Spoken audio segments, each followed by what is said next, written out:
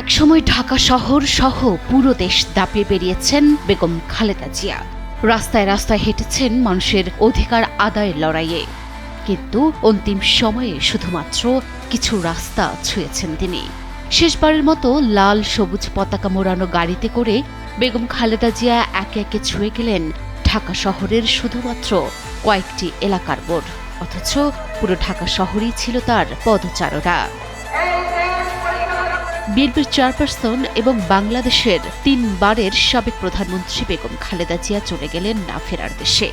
যে রাজপথ একসময় কাঁপত তার পদচারণায়, আজ সেই রাজপথেই শেষবারের মতো লাল সবুজ গাড়িতে করে তার নিথর দেহ যাতায়াত করল।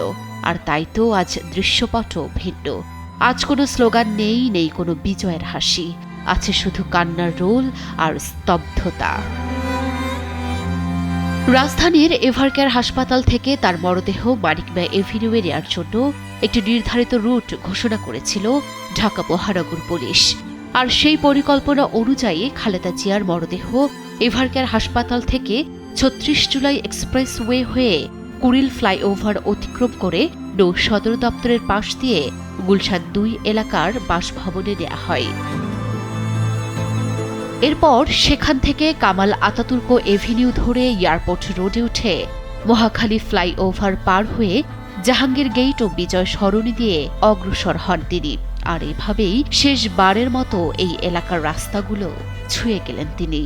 আর কখনোই এই রাস্তা দিয়ে আসা হবে না বেগম খালেদা জিয়ার।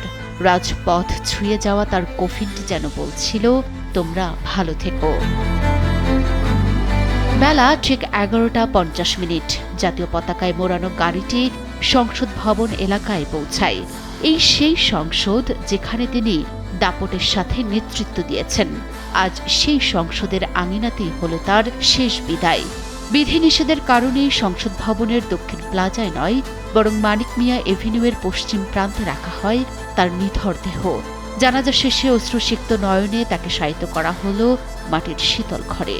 পিছনে পড়ে রইল রাজপথের লড়াই, স্লোগান আর দীর্ঘ রাজনৈতিক ইতিহাস, এবং থেকে গেল তার স্মৃতিমাখাই শহর আর চেনা রাস্তাগুলো।